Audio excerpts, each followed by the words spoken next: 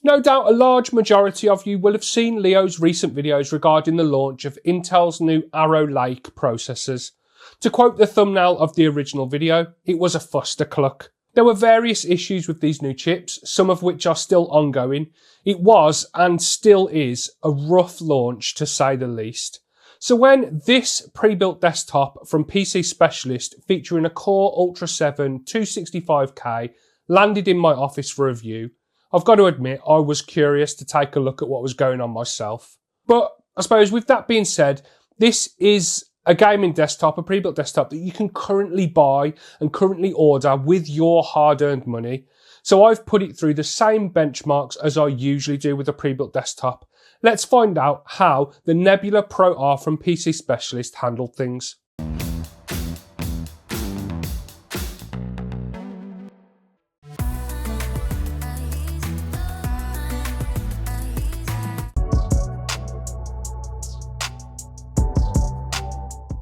Hi guys, I'm Matt and welcome to Kit Guru. So before I dive into the review in the usual fashion, I just want to preface this video by saying, as I just mentioned in the intro section, I've approached reviewing this system in the same way as I have done with every other pre-built desktop that I've ever reviewed. As I mentioned just now, you can currently order this PC with the spec that I'll cover in a moment, so it's only fair that it gets the same treatment as everything else. Adding to that, I feel that one of the reasons that someone would choose to pick up a pre-built PC over, say, building their own could be that they may not be comfortable with or even be interested in the technical side of things or building their own system. So the aim of the review is to give a good insight into how the system performs, just like every other pre-built review, and also just what using an Arrow Lake CPU day in, day out will be like if you pick one up right now. If you do want to know more about the issues, then I highly recommend going and checking out Leo's videos after you've watched this one, as he covers stuff in a lot of detail. We'll leave some links for you down in the description if you want to go and do that afterwards. The Nebula Pro R then, the latest pre-built to land on my desk from PC Specialist. Let's start with the most important spec, the price. It'll cost you £2,099 all in, which makes it the most expensive pre-built from PC Specialist that I've looked at to date, costing £100 more than the Warp Nova R, both at the time of me reviewing the systems. Pricing may change if you're viewing this video a few months down the line. As always, it comes back with PC Specialist's 3-year standard warranty, which covers parts for a year, labour for 3 years, and collection costs for 6 months, as well as lifetime technical support over the phone. You can upgrade the warranty for some extra peace of mind and an extra cost if you want to, though. There are various tiers. The top tier Platinum warranty covers everything that I just mentioned for the full 3 years. So here's exactly what you're going to get spec-wise and component-wise for your £2,100. The CPU, the elephant in the room, it's an Intel Core Ultra 7 265K, the middle of the pack processor from Intel's latest Arrow Lake release. The 265K features a total of 20 cores, made up of 8 performance and 12 efficiency cores. On paper, those P cores run at a base clock speed of 3.9 GHz and have a max boost frequency of 5.4 GHz, being boosted to 5.5 GHz in single core workloads thanks to Intel's Turbo Boost 3.0. The efficiency cores run slightly slower with a base clock speed of 3.3 GHz and they'll boost up to 4.6 GHz. Power sits at a base level of 125 watts and doubling up to a max turbo rating of 250 watts. The CPU is sitting in an ASUS TUF Z890 Plus Wi-Fi motherboard, one of the latest offerings from ASUS. It's packing a decent feature list with support for up to 4 M.2 SSDs, including one socket that will support a PCIe Gen 5 drive, and then 3 out of the total 4 slots have heat sinks to help keep your storage cool. The main PCI Express X16 slot also supports Gen 5. There's further cooling functionality with some pretty beefy VRM and chipset heatsinks. Wireless connectivity is handled with Wi-Fi 7 and Bluetooth 5.4 support both on board. Then you've got rear I/O options, which are okay with a total of 8 USB ports. You've got 6 Type A ports made up of 3 3.2 Gen 2 and 3 3.2 Gen 1 ports.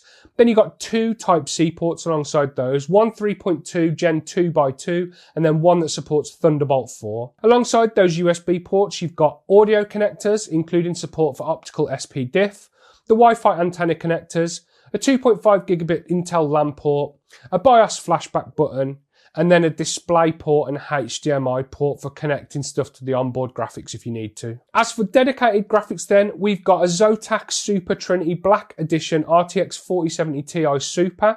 This is a 2.5 slot triple fan NVIDIA card. It's got 16 gig of GDDR6X memory running across a 256-bit memory bus, and then it's got base clock speeds of 2340 MHz and a boost clock speed of 2610 MHz.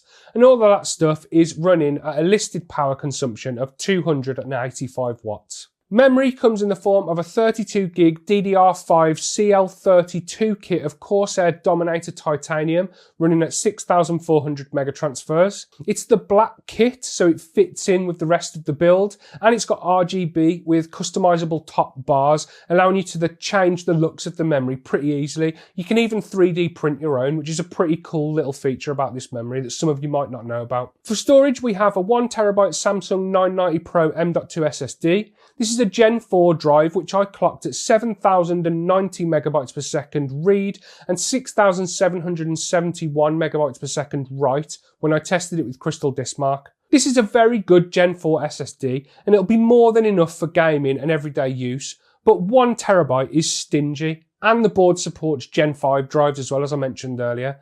At the minute, you can pick up one of these drives for around 105 quid, with the 2 terabyte version going for around 130 quid.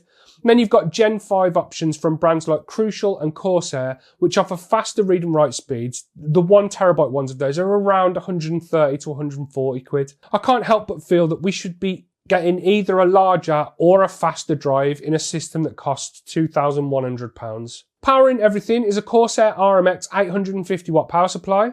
This is an 80 plus gold rated unit with fully modular cables, including multiple EPS 12 volt connections. And then keeping the CPU cool is more Corsair hardware, an iQ H150i Elite Capellix XT RGB AIO liquid cooler. It's a 360mm unit with a bucket load of RGB, as is the case with almost everything Corsair make. It comes with 3 AF RGB Elite 120mm fans for the radiator, and the standard pump cap on it features the Corsair logo, but it can be swapped out for one of their LCD pump caps if you fancy switching to a display somewhere down the line. That's not cheap to do though, it costs 95 quid for the upgrade kit from Corsair. All of those components are housed in a black Corsair 3500X ARGB case. This is a popular offering that I've seen used in pre-builts in the past, and my feelings haven't changed towards this case since I looked at it in my review of the Project Zero Infinity pre-built from Cyberpunk PC. It's okay. It follows the pattern of front and side glass panels as almost all cases have done over the past few years. It comes with 3 RS120 ARGB fans pre-installed. They're decent looking fans overall, but they're a bit of a step down from the RX 120s found in the IQ Link version of this case. So we're again missing out on the fancy time warp lighting mode that I'm a big fan of. Front I/O on the case is pretty standard. You've got a pair of USB 3.2 Gen 1 Type A ports, a single 3.2 Gen 2 Type C port, and then a headphone and microphone jack alongside the power and reset buttons. As for additional case cooling, included in the spec for the price of this PC, PC Specialist include an additional 3 RS 120mm fans. There's 2 sitting on top of the PSU shroud feeding air into the graphics card, and then 1 exhausting hot air out of the back of the case. Matching these additional case fans to the pre-installed fans is great to see, something which has been overlooked on pre-builts I've looked at in the past. And while this might seem insignificant and a bit of a nitpick, having mismatched fans can get annoying pretty quickly, especially when you've got your PC on display on your desk right next to you. All in all, including the radiator, that's 9 120mm fans in total, almost at the capacity of the 3500X case. I think you can fit one more in the floor if you really wanted to. We'll take a look at the temps later on, but my gut feeling is this amount of fans should be more than adequate. As a world-leading manufacturer, Cyberpunk PC UK expertly builds each PC with the largest range of parts available in the UK. We handle all your packages with care and ship them directly to you on next day delivery. visit cyberpowersystem.co.uk. Design and aesthetics wise then, I think this is a decent looking system. It's definitely nothing out of the ordinary, and some might think it's a bit boring, especially when you compare it to like some of the builds that James puts together in his videos, because they're just beautiful. But for a pre-built, it's not bad at all. It's got RGB pretty much everywhere it can have RGB. The cooler, memory, fans and graphics card all light up like Blackpool illuminations if you want them to. And if you're not into all that flashy lighting, you can turn it all off. And then the build also looks quite good in its kind of sort of more stealthy mode, thanks to the black theme that it's got going on. Cable management is tidy all around, and you can tell it's been built with some attention to detail. There's plenty of cable ties being used here and there to keep everything in check, especially around the backside. So before we move on to look at some charts and performance then, all I've done to the system before testing is the usual Windows updates, as I usually do. The PC arrived with me with the Windows 24H2 update pre-installed, which does have quite a lengthy list of issues still being worked on by Microsoft. But as I said at the start of the video, I've tested it in the same state that you would use it. So it's been updated and that's it. So anyone picking up this system and just running Windows Update, this is how it's going to work. Let's crack on then and have a look at how it performed through benchmarks and gaming. Starting off with Cinebench Multi Core. After running 3 30-minute Cinebench Multi Core benchmarks, the average score recorded by the Nebula Pro R was 35,200 points, putting it just above the i7 14700K and 13700K while using less power. This is a decent result when considering the day-to-day performance of the CPU, but it's not the sort of generational gains that we'd expect to see from the latest hardware from Intel, but that's another video entirely. Multi-core clock speeds hit a peak of 5.2 GHz on the performance cores and 4.6 GHz on the efficiency cores, whereas single core clock speeds did sporadically boost to 5.5 GHz, but they sat around the same 5.2 GHz level for the majority of a 30-minute Cinebench run. That resulted in a 30-minute 3-run average single core score of 2,122 points, putting it just underneath a 14,700K and just above a 13,900K in my comparison data. Again, this is decent performance, but nothing special when looking at previous generation Intel processors. Moving on to look at performance when measured with 3D Mark Time Spy then, and at first glance, this looks like a convincing result for the Nebula Pro R. It finished second overall when ordering the chart by CPU score, coming in with a result of 18,637 points. The GPU score was a little bit less convincing though. The 4070 Ti Super scored 23,645 points, putting it some way behind the 4080 Super systems on the chart, which is to be expected. But that result from the Ultra R77 RTX, especially when it costs just 200 quid more, would definitely make me think twice about this system. CPU score is a little way off on that comparison that I just made. The 7800X3D is known for scoring low in synthetic benchmarks like this, but real-world gaming performance would paint a very, very different picture. Looking at memory then, measuring memory speed and performance with AIDA 64 resulted in read speeds of 97,625 megabytes per second, and then write speeds of 87,996 megabytes per second from the Corsair Dominator titanium memory that's found in the system. If you're looking for a new chair, then definitely go and check out boolies.co.uk. They offer a whole host of gaming and office chairs that come in a variety of different finishes and different colours. So let's take a look at gaming performance then, because this is a gaming PC, so the gaming performance is the most important area of the video in my opinion. I originally had planned to include Space Marine 2 in this lineup of games that I've benchmarked, but the game will not launch on this PC at all. I'm met with a blue screen of death every time I try and boot it up.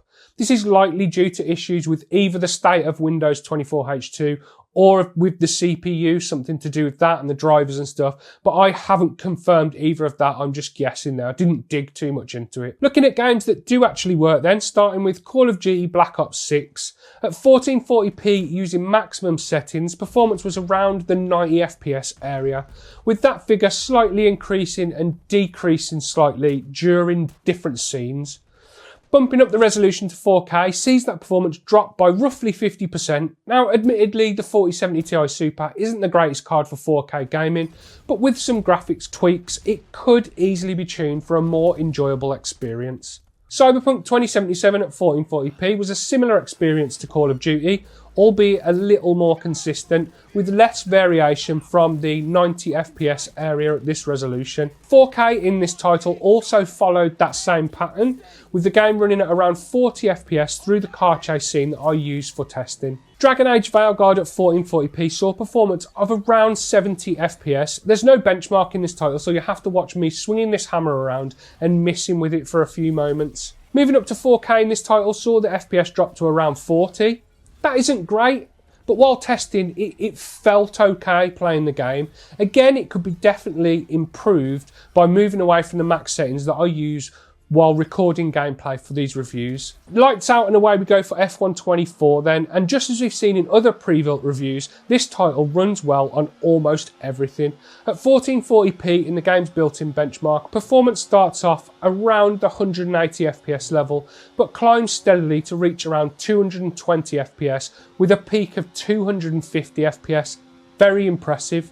4K performance is equally as impressive, starting off at around 120 FPS and peaking at around 170-ish at times. Red Dead Redemption 2 then, using Vulkan at 1440p max settings, results in performance of around 110 FPS, while 4K performance in this title was not too much lower, running around 80 FPS. That's a really impressive result, especially when considering the spec of this PC and how demanding Red Dead Redemption 2 is when you crank it up to maximum. And then lastly we have Black Myth Wukong, probably the most demanding of all the games I've tested on the Nebula Pro R. At 1440p max settings using native resolution DLAA, performance was around 50 FPS during the game's very tree heavy benchmark. Moving up to 4K saw the FPS drop to around 30 to 40, which is not as dramatic as a drop as I expected, given how demanding this game is.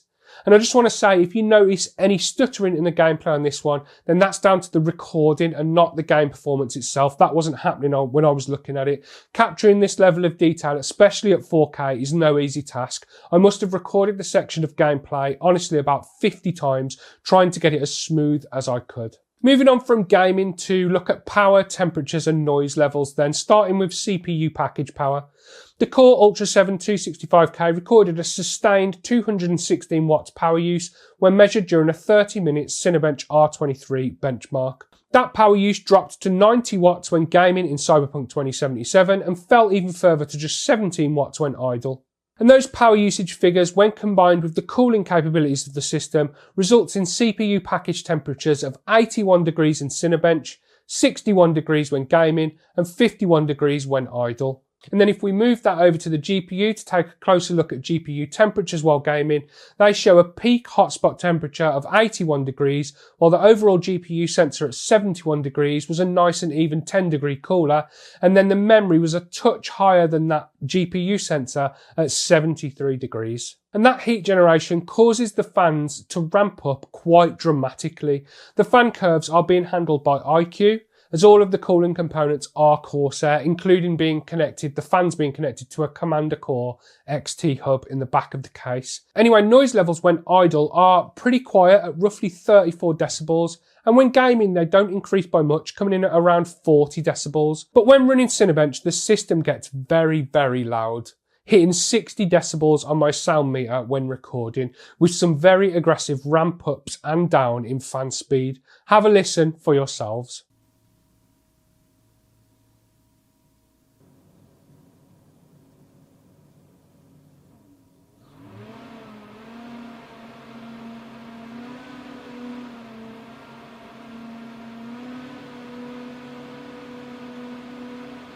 And our final chart to look at is total system power usage when measured at the plug socket. The Nebula Pro R consumes 75 watts when idle, 297 watts when running a CPU heavy task such as Cinebench, and then 442 watts when engaging both the CPU and GPU when gaming. And talking a bit more about pricing then, pricing up this system as close as possible using PC Part Picker shows that the pricing is very fair. As a reminder, PC Specialist are asking £2,099 for this system, including a Windows license and their standard warranty. Building it yourself will set you back about £2,050. That's at the time of me recording this video. So you've got about a £50 markup, and I think that's more than fair. And that's not taking the operating system or the warranty into account. I can't grumble at the price at all. So that was the Nebula Pro R from PC Specialist, a decent pre-built gaming desktop. Understandably, a lot of you will see the processor on the spec list and give it an immediate pass, or at least a wait and see. And I'm with you on that. I'd personally opt for an AMD CPU if it were me picking up a system at the moment, as I'm sure most other gamers out there would. But I can't let that detract anything from the package that PC Specialists are offering here. It's a tidy machine with good cable management, a good price and decent performance. I personally only encountered one error when testing the machine. It just won't launch Space Marine 2 at all. Hopefully that'll be resolved by updates in the future. I didn't dig too much into the issue, as I said earlier, though.